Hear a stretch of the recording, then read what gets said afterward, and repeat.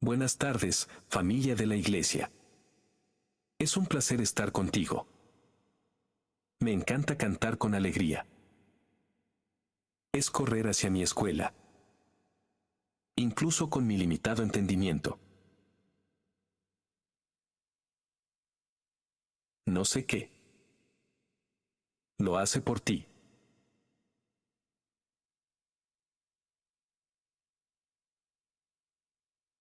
Pero piénsalo por un momento. ¿Qué te hace descansar? ¿Qué te hace querer descansar? Estuve pensando en eso esta semana.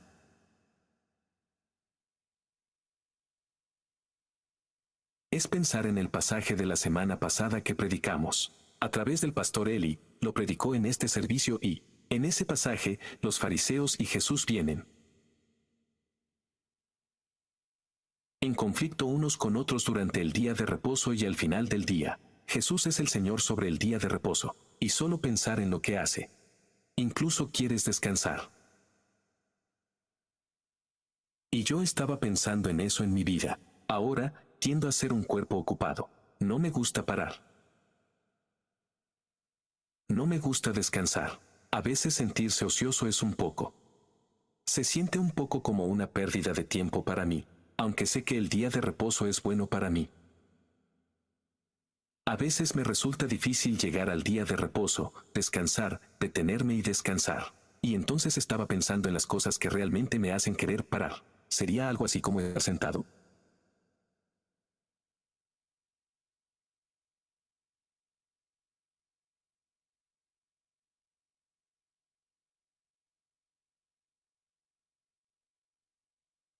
Cansando. Algunos de ustedes con los que resuena.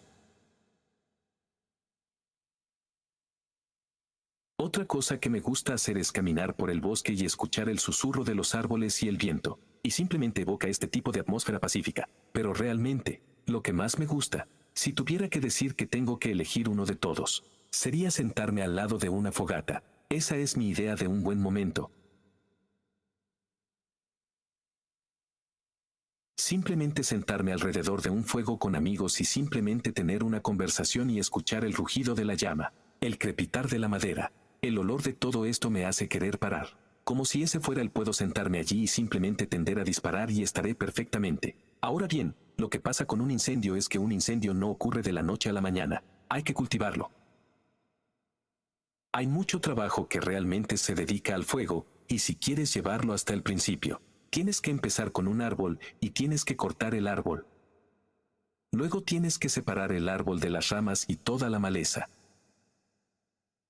Coges la maleza y la dejas a un lado y luego tienes que cortar el árbol y dependiendo del tamaño del árbol, eso es mucho trabajo. Y luego tienes que tomar los troncos grandes y convertirlos en troncos más pequeños. Y luego tienes que tomar esos pedazos más pequeños y cortarlos en madera. Tienes que dividirlo. Y no sé si alguna vez has partido madera, pero eso es mucho trabajo. Incluso si tienes maquinaria que te ayuda a hacerlo, es mucho trabajo. Luego, una vez que la madera está partida, no puedes simplemente quemarla. Hay que sazonar, tiene que secarse, hay que crear las condiciones propicias. Pero luego, después de una temporada, puedes apilar la madera, puedes tomarla, encontrar una ubicación, lo apilas de una manera que lo hace.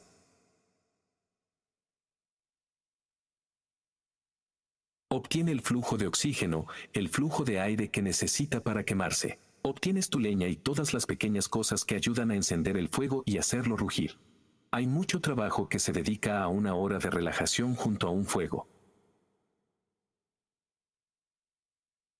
Y estaba pensando en eso mientras leía el texto hoy, mientras pensaba en cómo predico este texto. Yo acababa de tener la imagen de un fuego de fe, lo que parece tener un fuego de fe. Y Jesús, en este texto de hoy, Él está estableciendo el tono de lo que es ser un seguidor de Jesús. ¿Pintar un cuadro de lo que es el coche? Se necesita para ser un discípulo de Jesús. Y entonces es casi como si Él estuviera encendiendo un fuego de fe. Él está sentando las bases, reuniendo todos los elementos para que nosotros, como seguidores de Jesús, podamos tener una fe candente en Cristo. Y así, mientras pensamos en eso, quiero llevarnos a estar en Lucas capítulo 6, versículo 12. Pero antes de entrar en Lucas capítulo 6 versículo 12, quiero comenzar en Hechos capítulo 2, versículo 42 para la lectura de la palabra de Dios. Y la razón por la que quiero comenzar allí es porque el libro de los Hechos es en realidad una continuación del Evangelio de Lucas. El Evangelio de Lucas fue escrito por un caballero llamado Lucas. Él era médico.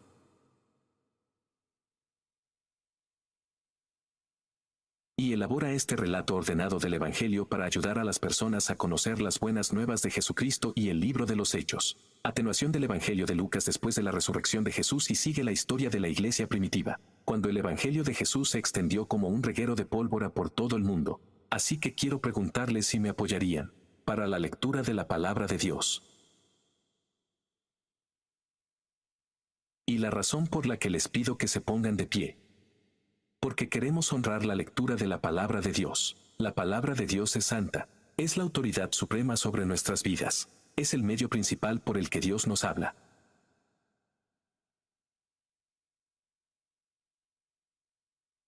Su palabra es atemporal, lo que significa que es aplicable en todas las generaciones. Su palabra es oportuna, lo que significa que siempre hay algo que aprender hoy.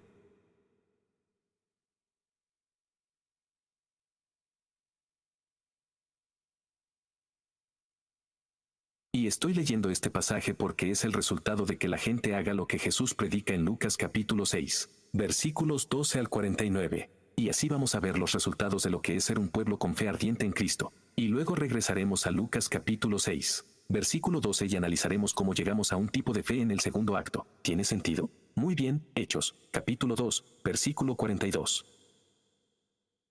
Y ellos se han dedicado a la enseñanza de los apóstoles, y al compañerismo, al partimiento del pan y a las oraciones.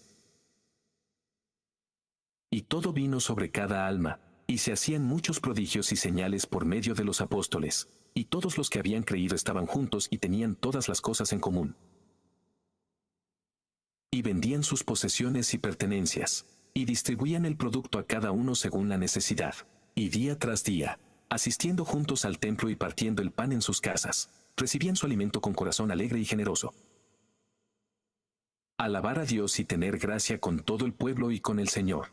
Aumentaba su número cada día a los que se salvaban. Así que aquí en este pasaje vemos a un pueblo que es devoto de la palabra de Dios. Están dedicados a la comunión con el pueblo de Dios.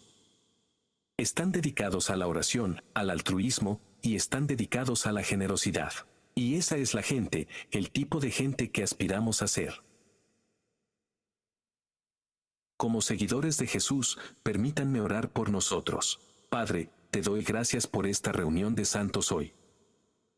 Les doy gracias porque podemos reunirnos con el propósito de exaltar el nombre de Jesús, que podemos cantar canciones que magnifican el nombre de Jesús, que podamos sentarnos bajo la predicación de su palabra que magnifica el nombre de Jesús. Y ruego que nos ayudes a no irnos de hoy sin que tú te cambies. Permítanos escuchar una palabra de usted. Así que ayúdame a apartarme del camino de la obra que deseas hacer entre tu pueblo. Te ruego, Señor, que envíes tu Espíritu Santo que caerá fresco sobre esta casa hoy. Y que llamarías a la gente y convertirías a la gente en personas que están más cerca de lo que quieres que seamos. Nada bueno sucede aparte de ti y de la obra del Espíritu Santo, así que te pedimos que te muevas de una manera poderosa. Pedimos esto en el nombre de Jesús. Amén. Puede estar sentado. Así que Lucas capítulo 6 versículo 12 es donde vamos a comenzar hoy. Y si pudiera darles una gran idea, es que Jesús nos da todo lo que necesitamos para salvar vidas, dando una fe ardiente de esperanza y perdón. En otras palabras, no tenemos fe ciega, porque hemos visto la palabra de Dios y hemos visto a Dios obrar. Dios, en cambio, tenemos un rostro ardiente porque hemos visto la palabra de Dios y hemos visto la obra de Dios. Tengo un esquema. No sé si lo hará si pudieran sacar el tema hoy, pero solo quiero darles una imagen de cómo me estoy moviendo a través del texto hoy. Así que lo primero que vemos en la palabra es que Dios está preparando a su pueblo. Entonces vemos que Él es Pude ver que los milagros son la chispa que enciende la fe. Entonces vemos que la palabra de Dios es el combustible sostenible para una fe ardiente.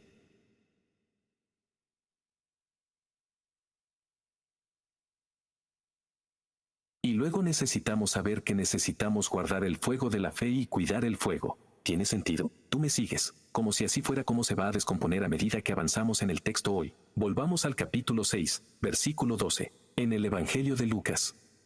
Síguelo.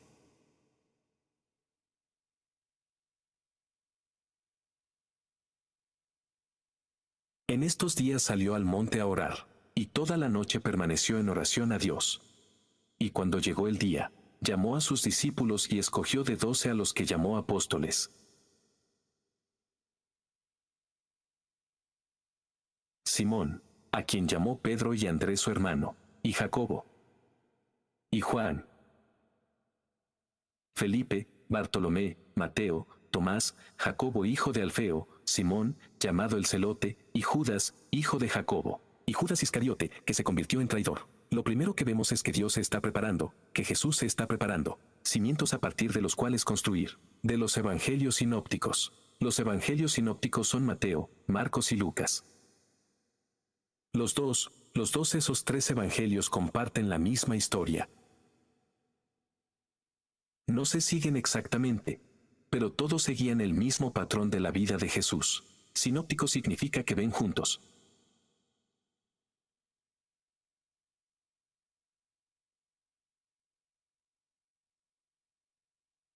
Lucas es el único evangelio en los evangelios sinópticos que incluye este detalle sobre Jesús orando toda la noche mientras se prepara para elegir a sus 12 discípulos o 12 apóstoles. Jesús sabe lo que está por venir. E incluso antes de que sus discípulos reconozcan lo que viene, Jesús comienza a prepararse para su partida. Sabe que los va a dejar pronto. Así que está haciendo una gran distinción estratégica. Está discerniendo a quien está llamando Dios.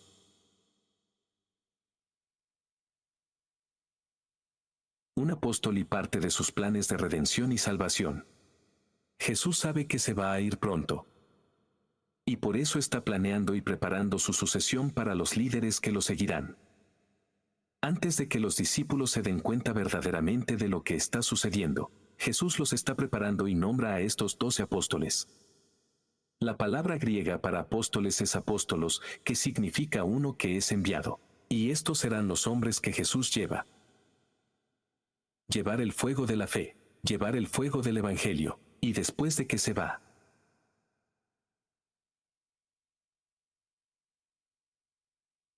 Y el número 12 parece ser una imagen o un símbolo de las 12 tribus de Israel. Y así es como si Jesús viera a esta nueva comunidad de seguidores como el nuevo remanente justo de Israel. Es una especie de reconstitución del pueblo de Dios, el mismo pueblo que Jesús ha venido a redimir. Jesús no solo es el Hijo que honra a su Padre, sino que es un líder que honra a su pueblo mediante la planificación. Está siendo intencional. Está planeando la sucesión. Es como planear para un momento en el que te harás a un lado y alguien más tomará el timón de liderazgo. A medida que he ido haciendo la transición en roles a lo largo de los años, he podido formar parte de la planificación de la sucesión, preparando a los próximos líderes que tomarán mi lugar para que pueda pasar a lo que Dios me está llamando a hacer. Algo que los CEO hacen hoy en día en el mercado laboral actual.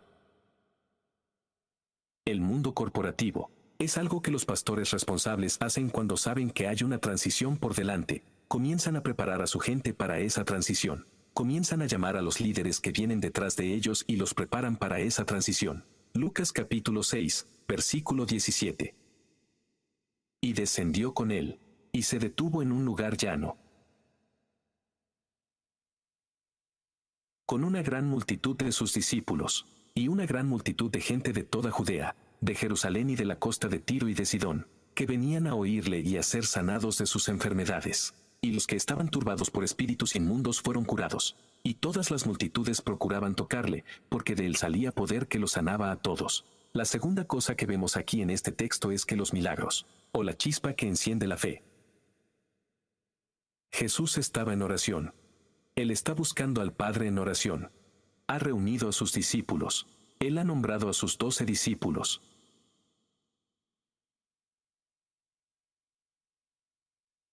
Y luego enciende esta llama de fe en la multitud de personas que se reúnen por esta curación milagrosa. Y no es solo una persona la que ha sanado. Sana a todo este grupo de personas que han venido buscando su toque, buscando su sanidad. Es como si estuviera viviendo el Salmo 103. Salmo 103, si yo leo esto sobre Us. Versículo 2. Bendice al Señor, oh alma mía, y no olvides todos sus beneficios. ¿Quién perdona toda tu iniquidad? ¿Quién cura todas tus enfermedades? ¿Quién redimió tu vida del abismo? ¿Quién te corona de amor y misericordia? Y misericordia, ¿quién te sacia de bien para que tu juventud se renueve como las águilas? Jesús es la encarnación de esta canción.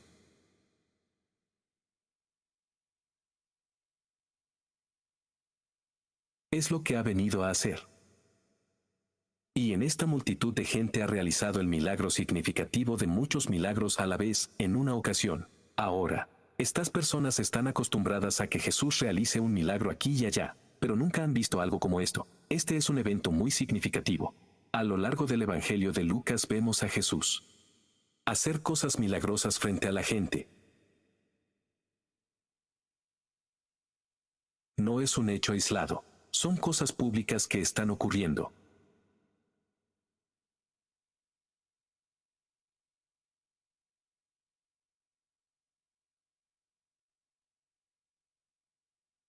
No indica cuántas personas había, sino cuántos discípulos. Había más de 12 apóstoles. Y 12 apóstoles. Había muchos más que se habían reunido para escuchar las enseñanzas de Jesús. Así lo piensan cientos de personas. Pero quiero que te des cuenta de algo. Lucas no entra en ningún detalle sobre esta curación milagrosa. De hecho, tenemos una frase y media sobre ello en espiritual. Y creo que eso es algo muy importante que hay que saber. Y creo que nos dice una cosa. Nos dice que la mayor necesidad de las personas es no sentir. ¿No son los milagros nuestra mayor necesidad? Es Jesús y su palabra. Y si nos enfocamos en el milagro, nos perdemos a Jesús. Pero si nos enfocamos en Jesús, veremos milagros.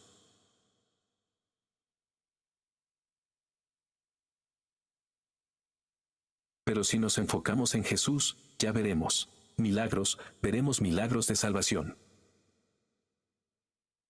Veremos milagros de sanidad, espirituales, físicos, emocionales. Nuestra mayor necesidad se encuentra en las Escrituras. Y eso es lo que Jesús nos da el resto de este capítulo. Él nos está dando su palabra. Piénsalo de esta manera. Un milagro hace por la fe lo que la gasolina hace por el fuego. Explota nuestra fe. Pero arde ferozmente y arde rápidamente. No se sostiene o... ¿Alguna vez has tomado un vaso de gasolina y lo arrojó al fuego?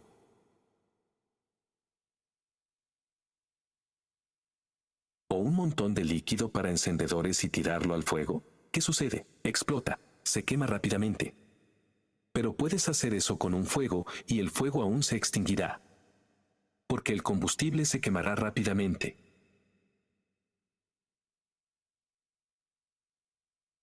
Pero lo que necesitamos es fuego que sostenga.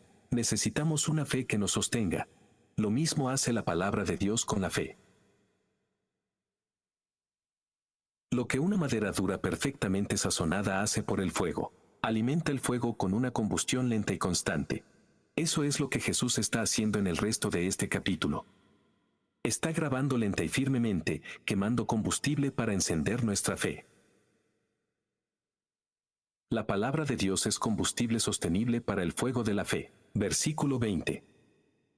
Y alzó los ojos a sus discípulos y dijo, bienaventurados los pobres, tuya es el reino de Dios. Bienaventurados los que tienen hambre, ahora quedaréis satisfechos. Bendícete a ti que ahora lloras, porque reirás.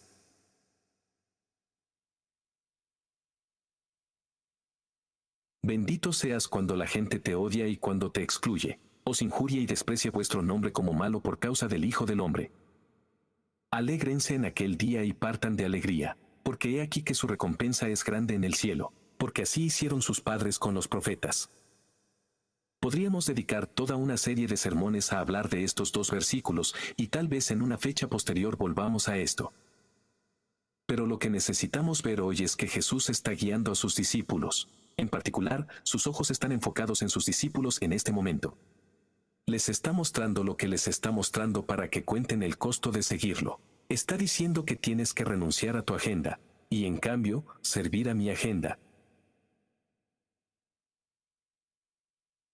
Si me sirves, dejas a un lado tus preferencias, tu voluntad, tu camino, tu vida, tus amigos, todo lo que tienes, y me sigues. Y dice que habrá gente que te odie por ello. Esta es una palabra tanto para ti como para mí. Pero quiero que escuchen esto, lo que sea que nos falte hoy. Tendremos abundancia y eternidad si nuestra fe y esperanza están solo en Jesús. Continuando en el versículo 24, nos da una severa advertencia. Pero, ay de vosotros, ricos, porque ya has recibido tu consuelo.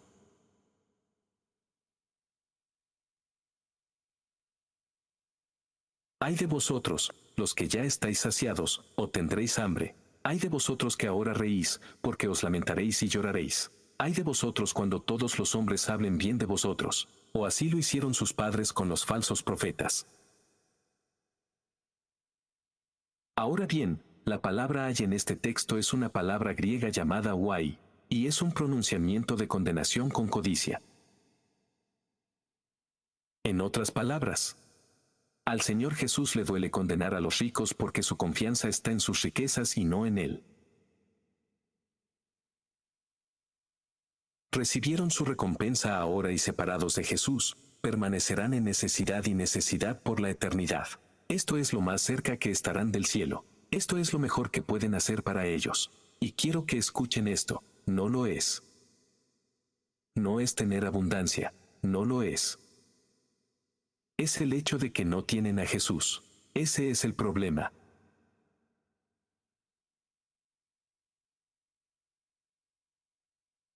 Estos individuos han puesto su esperanza en sus posesiones. Han puesto su esperanza y las cosas de este mundo. Son egocéntricos. Están enfocados hacia adentro.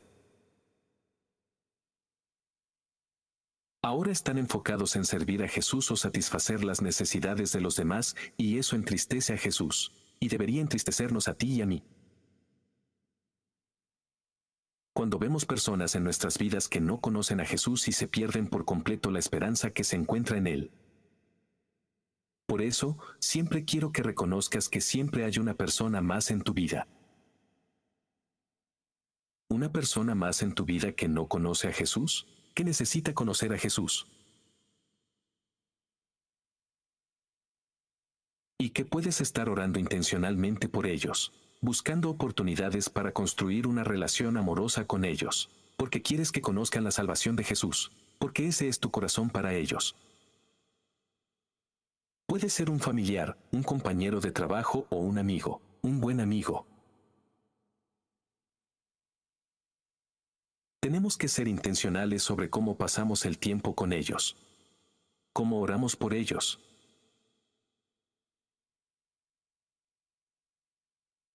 Y necesitamos pedirle al Señor que nos dé un amor genuino y una carga por las personas perdidas para que puedan conocer la salvación que solo se encuentra en Cristo Jesús. Lucas capítulo 6, versículo 27. Pero yo te digo aquí, ama a tu enemigo, haz el bien a los que te odian. Bendice a los que te maldicen, oren por aquellos que los maltratan. A uno que te golpee en la mejilla, ofrécele también el otro. Y a quien te quita el manto, no le niegues ninguno de los dos. Da a todo el que te pide limosna y al que te quita tus bienes. No les exijas que se los devuelvan, y como deseas que los demás te hagan, hazlo con ellos sí. Si amas a los que te odian, ¿de qué te beneficia? Porque aún los pecadores aman a los que los aman. Y si haces el bien a los que te hacen el bien, ¿de qué te sirve? O incluso los pecadores hacen lo mismo. Y si prestas a aquellos de quienes esperas recibir, ¿qué mérito es eso para ti? Incluso los pecadores prestan a los pecadores para recuperar la misma cantidad. Más bien, haz el bien y presta, sin esperar nada a cambio, y vuestra recompensa será grande, y vosotros seréis hijos del Altísimo, porque Él es bondadoso con los ingratos y con los malos. Sed misericordiosos como vuestro Padre es misericordioso, lo es, pintando un cuadro de una fe contracultural. Esta es una mirada radical de la vida. Esta es una forma radical de vivir y no tiene sentido para un mundo exterior que mira hacia adentro. Versículo 37. No juzguéis y no seréis juzgados. No condenéis y no seréis condenados. Perdona y serás perdonado. Dad y se os dará. Buena medida. Apretado, agitado, atropellado será puesto en tu regazo. La medida que uses se te volverá a medir. También les contó una parábola. ¿Puede un ciego guiar a otro ciego? ¿No caerán ambos en el hoyo, abismo? Un discípulo no está por encima de su maestro, sino de todos los cuales, cuando estén completamente entrenados, serán como su maestro. ¿Por qué ves la partícula que está en el ojo de tu hermano, pero no te das cuenta de la viga que está en tu propio ojo? ¿Cómo puedes decirle a tu hermano, hermano, déjame sacarte esa paja de tu ojo y cuando tú mismo no ves la viga que está en tu propio ojo? Hipócritas, por saca la viga de tu propio ojo y entonces podrás ver claramente y retirarte de esto. Eso está en el ojo de tu hermano. Aquí hay mucho.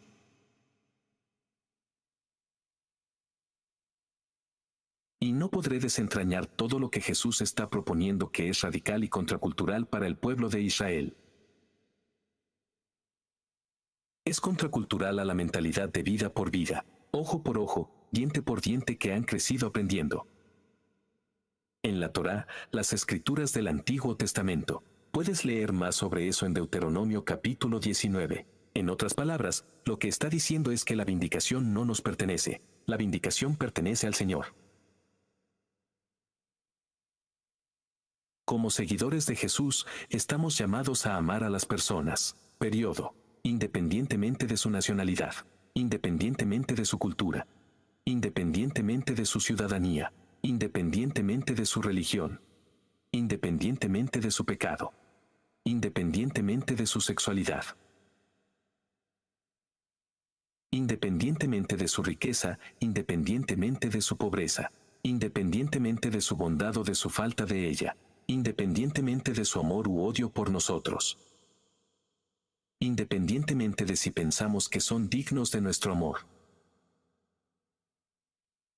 Somos un pueblo querido, debemos amar a las personas. En lugar de ser egocéntrico y egoísta.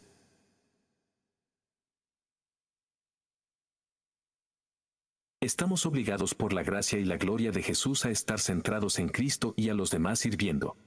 Eso es lo que significa ser un seguidor de Jesús.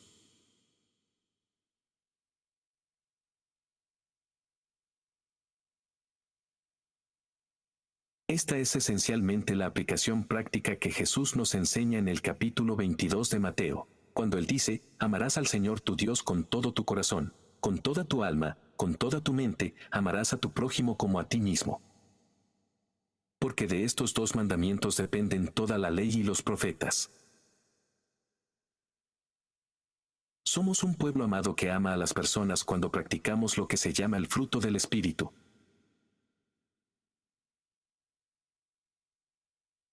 Amamos a las personas cuando expresamos amor inquebrantable. Cuando exudamos alegría, cuando fomentamos la paz, cuando soportamos pacientemente, cuando extendemos bondad, buscamos la bondad sin pretensiones.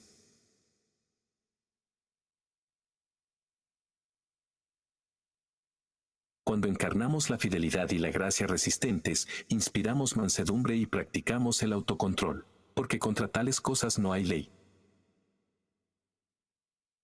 Amamos a las personas cuando no las juzgamos más allá de la medida en que estamos dispuestos a ser juzgados. En otras palabras, amamos a las personas y de la manera en que queremos ser amados sin comprometer la verdad de Dios. Pobre Grace.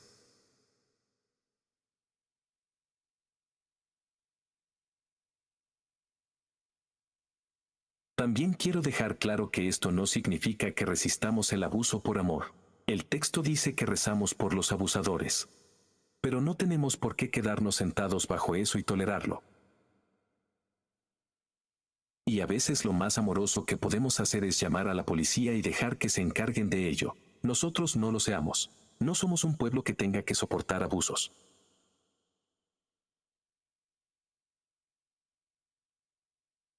Jesús continúa con esta visión práctica de lo que sucede si hacemos caso omiso de su palabra. Lucas capítulo 6, versículo 43.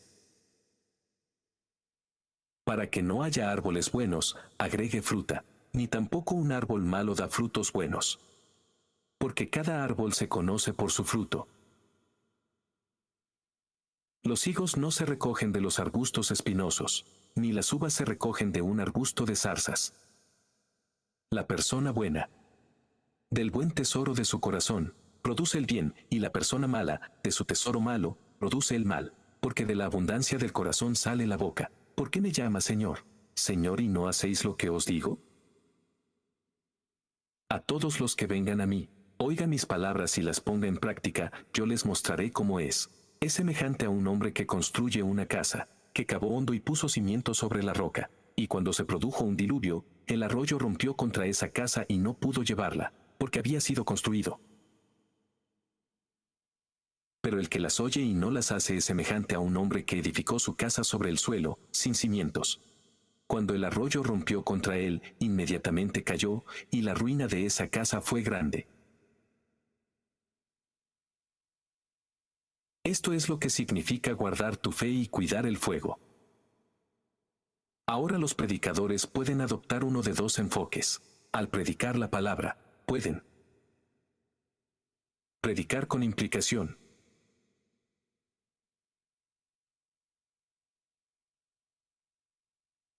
Lo que significa que el Evangelio crea implicaciones para nuestras vidas si nos enfrentamos a movernos en una dirección basada en la palabra que se predica. O un predicador puede predicar con aplicación, lo que significa que el predicador ofrecerá sugerencias sobre cómo aplicar la predicación de su palabra a sus vidas. Aquí Jesús se enfrenta a sus discípulos, incluyéndote a ti y a mí, como seguidores de Jesús, con la implicación de su enseñanza. En otras palabras, cuando no hacemos lo que Cristo nos llama a hacer. Es como tirar un balde de agua sobre el fuego en el pozo de fuego y ver cómo se desvanece. Esto es lo que le sucede a nuestra fe cuando no vivimos de acuerdo con el propósito y el plan de Dios para nuestras vidas. Esto es lo que sucede cuando no hacemos lo que la palabra de Dios nos ordena hacer. Estamos tomando medidas proactivas para extinguir nuestra fe. Nos convertimos en lo que alimentamos nuestras almas. Y si alimentamos nuestras almas con la palabra de Dios.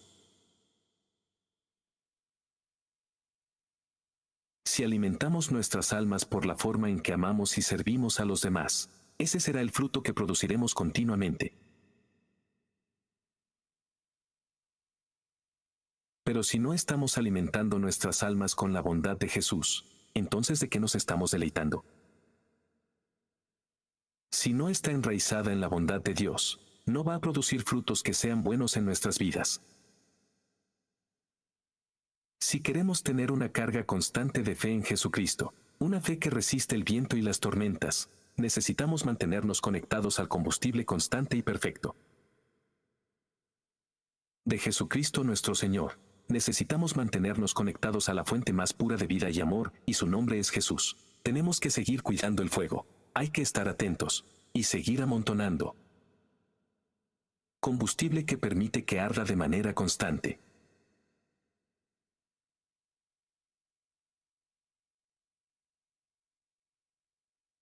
Empiecen a pensar en cómo aplicamos esto a nuestras vidas y si tuviera que preguntarle a cada persona en esta sala, lo conseguiría. Una respuesta diferente de cada persona en esta sala. Esa es realmente la belleza del cuerpo de Cristo. Estamos viajando todos juntos.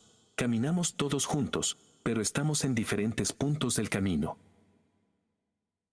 Y entonces empecé a pensar, ¿cómo aplicamos esto a nuestras vidas? Y aquí hay un par de preguntas que quiero que te hagas. Y piensen y oren por esta ala.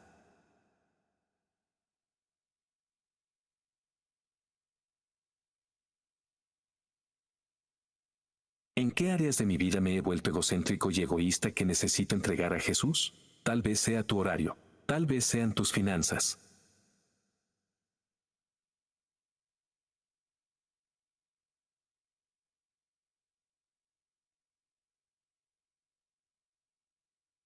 Tal vez sea el tiempo libre adicional que de repente tienes y podrías estar administrando eso hacia el discipulado o hacia el servicio a la iglesia o incluso sirviendo fuera de la iglesia. Esa es una pregunta con la que Ude necesita luchar con Dios. No puedo decirte cómo responder a eso, pero puedo darle la implicación debido a la palabra que se predica hoy, y puedo ayudarte a lidiar con eso con una pregunta.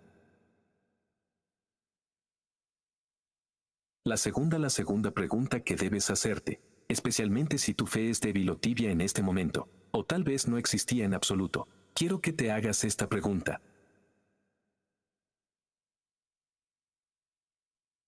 ¿Cuáles son los pasos que podría tomar hoy para echar un poco de leña al fuego y reavivar mi fe en Jesús?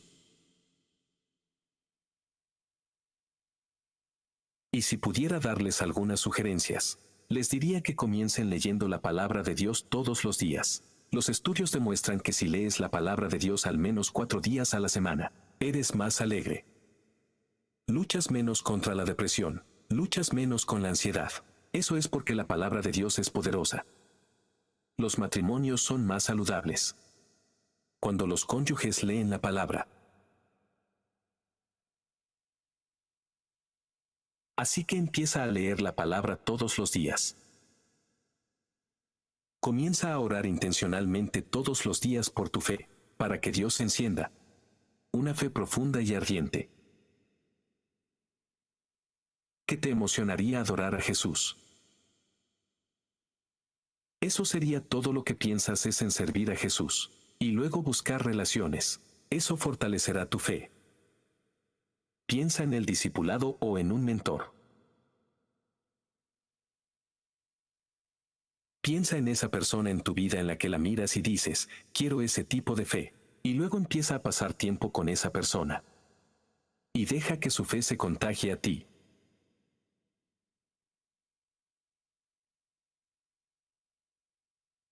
Sobre la tercera cuestión.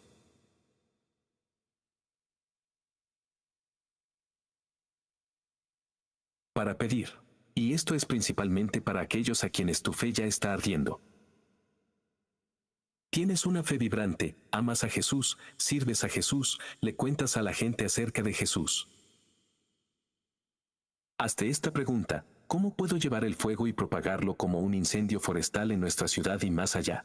Recientemente, en las noticias, hemos visto mucho sobre los incendios forestales. En California, ha habido una serie de incendios en Canadá en los últimos 2 años. Se puede ver que con las condiciones adecuadas se dan la rapidez con la que se puede propagar un incendio. Todo lo que se necesita es sequedad, combustible seco y un poco de viento. El fuego puede propagarse por la tierra.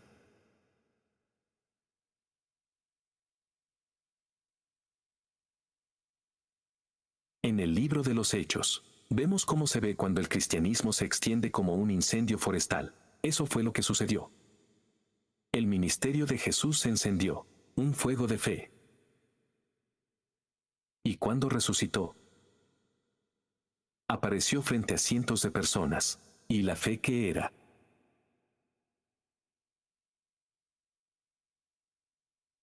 Ignited y esa temporada ha sido inigualable desde entonces, si lo piensas.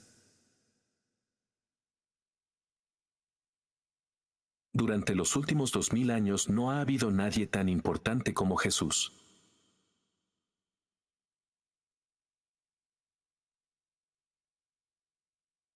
No ha habido otras religiones que se hayan levantado de una manera tan significativa como Jesús, el cristianismo y el evangelio. Eso dice algo, sin su poder. Eso dice algo acerca de los primeros discípulos en la iglesia primitiva, muchos de los cuales murieron por su fe. Los apóstoles fueron crucificados. Pedro fue crucificado cabeza abajo porque no quería serlo.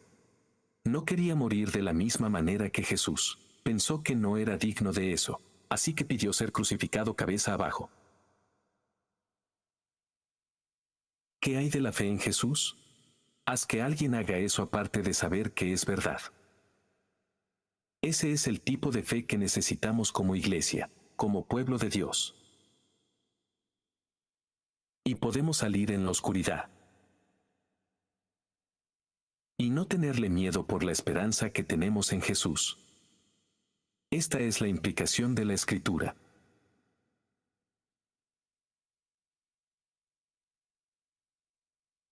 Como si no pudiéramos simplemente leer la palabra y no hacer nada con ella, tenemos que responder. ¿Vamos a responder con fe?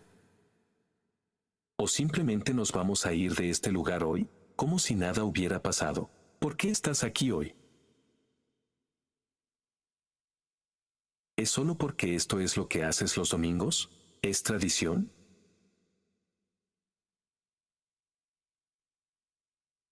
¿O es porque realmente amas a Jesús y quieres estar con el pueblo de Jesús? De modo que cuando salgan de aquí, se fortalezcan en su fe para salir y vivir como el pueblo de Jesús. Por favor, que sea así.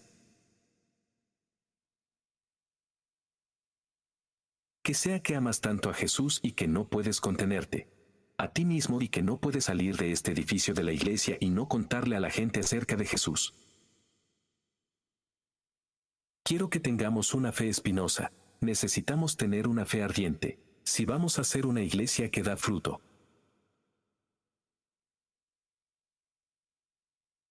Me recuerda a Mateo capítulo 5, versículos 14 al 16, lo cual dice que ustedes son la luz del mundo. La ciudad situada en una colina no se puede ocultar. Tampoco se enciende una lámpara y se pone debajo de una cesta, pero en un soporte y da luz a todos en la casa.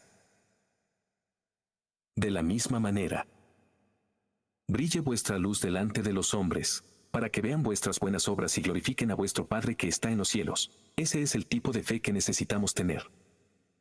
Mientras pensaba en esto, estoy pensando nuestro futuro como iglesia, como congregación. Y realmente se reduce a la visión de nuestra iglesia y a lo que Dios nos llama a hacer.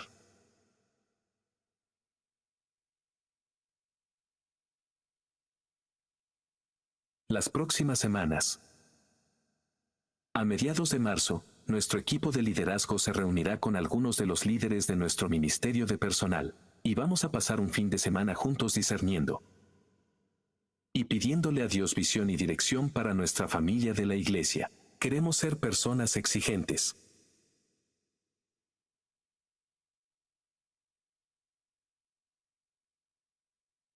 ¿Qué áreas de nuestros ministerios tienen una fe ardiente en que están produciendo frutos? Tenemos que ser personas que identifiquen las áreas en las que se necesita ayuda, y tenemos que hacer lo que podamos para mantener los troncos en el fuego, para que arda ferozmente.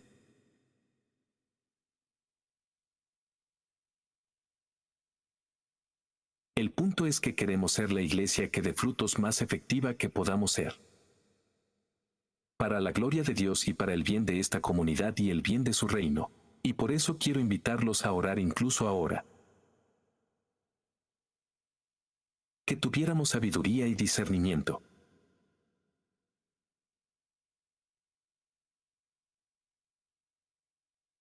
Y que veamos claramente y sepamos con confianza lo que Dios nos está llamando a hacer como cuerpo de iglesia. También quiero que estés orando por el próximo pastor.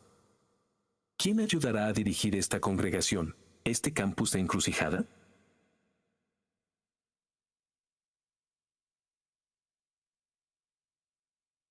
Ya estoy orando por él y he estado orando por él y quiero que ustedes estén orando por él y su familia. El Señor sabe quién es esa persona.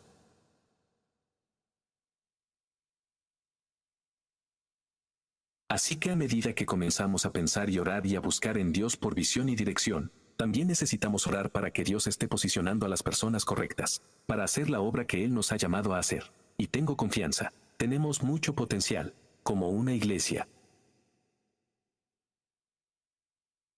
Alcanzar a las personas no alcanzadas con el Evangelio. Vivimos en una comunidad que necesita a Jesús más que a nada en el mundo, y tenemos un sinfín de oportunidades para que eso se haga realidad. ¿Son ustedes un pueblo de fe preparado? Oremos con ese fin.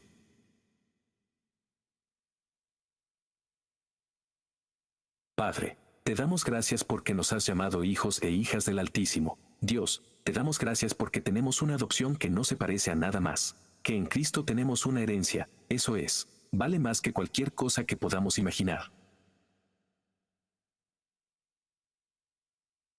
Que no importa lo que podamos perder hoy, tendremos abundancia en la eternidad contigo. Y Padre, vivimos en una comunidad.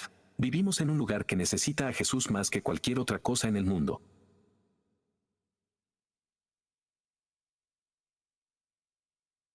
Y mis hermanos y hermanas aquí hoy, ¿han tenido los medios, la oportunidad de alcanzar a la gente de las naciones? Hay personas que están llegando a los Estados Unidos que buscan refugio, sus países de origen.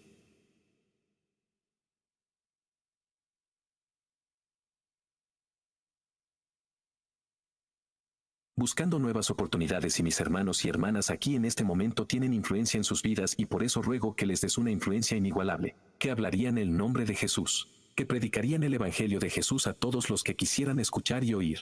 Te ruego, Señor, que les des favor. Danos favor como iglesia, tener una voz profética, tener un mensaje centrado en el Evangelio. Eso ayudaría a la gente a conocer a Jesús más que cualquier otra cosa. Solo Él es nuestra mayor necesidad, no la riqueza. Ni la riqueza, ni la pobreza, ni nada más.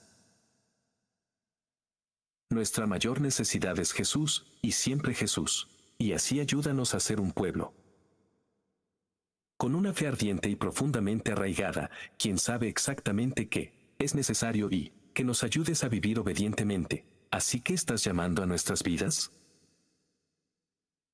Ayúdanos a ser una iglesia que da mucho fruto para el Evangelio. Que viéramos a la gente llegar a la fe en Jesús. Que veríamos crecer tu reino aquí en la tierra. Porque eres digno, y tú eres tan bueno. Y encuentras esperanza y paz. Te traemos gloria en el poderoso nombre de Jesús. Amén.